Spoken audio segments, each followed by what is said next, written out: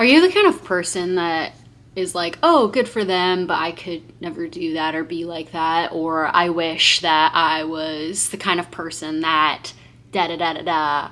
Or some people are so lucky, or I could never be that lucky. I think everybody probably struggles with that, or a majority of people struggle with that, including myself. Now, if there's actual barriers, of course, like money, time, situations, of course. I mean, I understand that, and that is obviously valid. But I want to talk about how to get out of your own way, because I think in many, many, many cases we are afraid of what might happen, or we have anxiety, or maybe we don't have the self-confidence or something in that realm that like holds us back. And I feel like a lot of that is ourselves getting in our own way. So I want to talk about that. So let me tell you about my story dealing with this. I started off undergrad, college, as a nursing major, and my dad passed away in my first semester. Obviously, that was life-changing, and I recognized very quickly, very early on. You always hear like, oh, life is so short, or da da da da, like, you know, do whatever it is that you want to do, or whatever.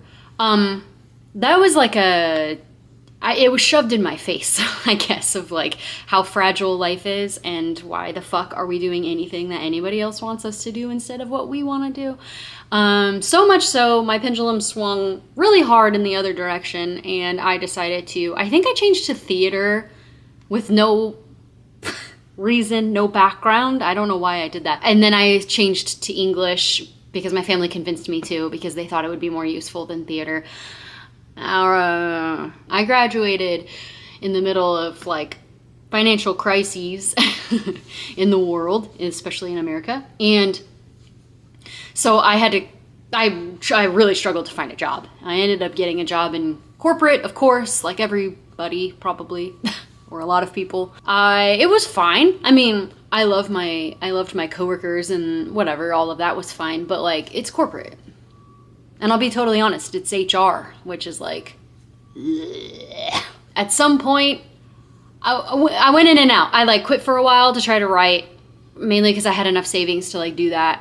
Found out that I didn't really enjoy, like, I don't know. I think I didn't have the confidence to like actually fully do it. I wanted to write a book. I was trying to write a book. I started a book. And then I just petered out.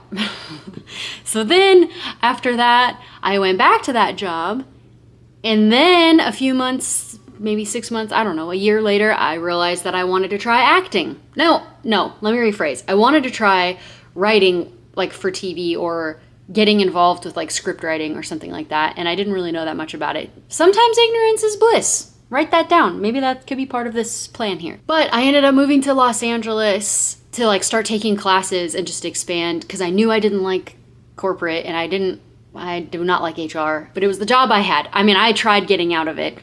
Just for the record, I applied to a lot of jobs over the like however long that was, years and years and years. I applied to many jobs. None of them worked out. I barely even got calls for interviews. It is not for lack of trying, okay? Fast forward to when I'm in Los Angeles. Enjoyed the heck out of it. I ended up enjoying acting. I had to take some improv classes in order to get more involved with writing, like sketch writing, and take the TV writing classes and stuff at the school I was at. So I ended up taking some improv classes, loved it. I was not good at it, but I loved it. And then I ended up taking some more serious acting classes. It was so fun. All that to say that I had like a realization while I was in Los Angeles. I saw a lot of my peers. People I was in acting classes with, other classes that I watched, and other performers that I had met had been there for a really long time and were incredible actors. And I think I just had, again, this epiphany of, this is a lot of effort to put in with the potential to not have a lot of reward. So my pendulum swung again back to try to find a job that I'd be like highly compensated in. I ended up going and getting my MBA. And once I graduated with that degree, I started in the Big Four as a consultant. Now, if you're not familiar with consulting or the Big Four, it is extremely, how do you say, cutthroat? Evil? Evil's probably an extreme. No, it's evil in some cases. You should look up McKinsey. Regardless, I ended up hating that. And I worked a lot of hours. I was very well compensated, but I realized that money was not a driving force for me. So what am I getting at? I think that my whole life up until now, my pendulum has always swung between myself and what maybe other people deem as successful, or what my family thinks I should be doing, or I feel I have this like I have an epiphany this way, then I have an epiphany that way, and and I just have always cycled, and I have done none of those things have been like full force, like really going for it. And I always I think I got in my own way in pursuing what I really wanted to do, and then I would fall back into like a safe zone, and then I would try it again, and then I'd fall back into a safe zone. Where am I at now? I've had a mindset shift. Now, granted, this could be my pendulum swinging again, and we're all witnessing it. It really is so true, like the cliche of life is short, and why not pursue what you are interested in, what you think that you like doing?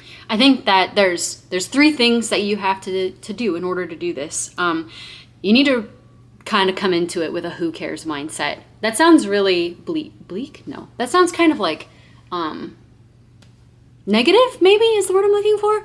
I don't mean it to sound negative. I mean it to be like, it's not that serious. Now, I'm not saying like go into financial ruin to pursue some sort of thing that you're interested in. I do think that there's a safe way to pursue potentially risky like things, but I'm saying who cares in the sense of like, just pull down that seriousness to your mindset and realize that it's not that serious, and you can have fun, and you can pursue things in a way that's like true to you. The second thing I would recommend is letting go of the all or nothing mindset, because this mindset will completely block you from doing a lot of things. I am a victim to this mindset a lot. It's like, if I can't do the thing I want to do full time, then I'm not even going to try. The third thing I would recommend is being okay with being uncomfortable. That is where growth is built. That's where growth happens. That's where, you have to be okay with being uncomfortable and pushing yourself, because I have a feeling that is what has prevented many of you and me from doing a lot of things, because it's uncomfortable. It's very easy to like sit back and chill in your safe zone. And yeah, you're gonna have to be uncomfortable. You'd be so shocked by what you are capable of doing, and by what, taking steps towards the life that you want and steering your ship, all these cliches in this video, steering your ship in the direction of where you'd like to be eventually, you'd be shocked. It's amazing. This is what has helped me. And so here's what I'm sharing with you is, when you feel like you're ready for a change, but you're scared, or you're anxious, or you're worried you're gonna make a mistake, or whatever, start small, because it is so much easier to go from, if you start making small changes, you get used to that feeling of like, again, being uncomfortable, having anxiety, experiencing what change even feels like. I think a lot of people like forget what change even feels like, because we're all wrapped in our day to day, and we just, we have our habits, and we stick to the habits, and then we die. Okay, go to new places. If you're a creature of habit and you eat at the same, 3 lunch places or whatever, try somewhere new. Get out there and talk to people. Especially if you're like myself. I'm pretty introverted, and I am terrified of people.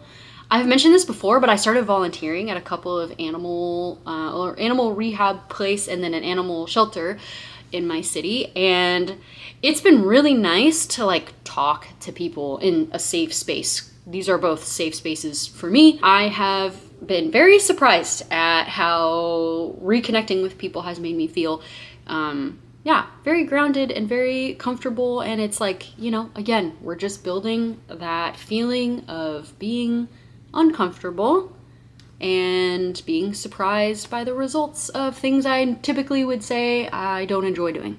Trying on different clothes when you go shopping. And it sounds so simple and so silly, but like, again, it's the creature of habit situation. Like, we forget that, we are like in a cycle, and it's a very simple way to break out of that cycle and maybe have a little bit of fun. So again, all of these ideas are like baby steps in comparison to, like, I know the intro of the video where we were talking about like much larger changes. I think that will eventually come. If you feel you're comfortable and ready for like a big change, I completely recognize the transformation that, like, just, you know, I've done it myself many times. I recognize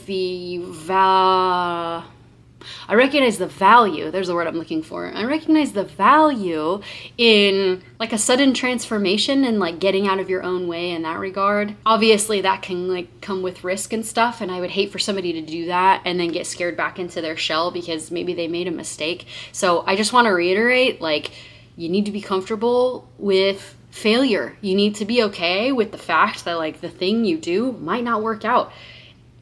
And that's okay. When I moved to Los Angeles to pursue acting and writing and things, you could argue that that was a failure. I'm not there anymore. I'm not doing that anymore.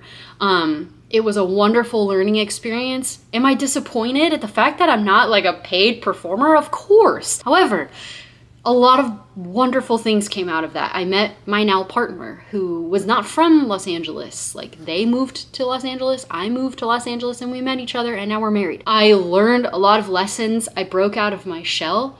I got to meet Jack Black. Listen, I'm just saying, we're counting that. And I'm gonna throw out another, what do you call this? Is this a platitude? What is this? I'm an English major, and half the time I feel like I don't know what some of these words mean. Your book is still being written, and really, truly, you are the author of that. Things happen. Circumstances are there, but I am choosing to control what I can control, because there's a lot of things that I can't control, but I'm gonna do my best to do what I can to change things. So, good luck.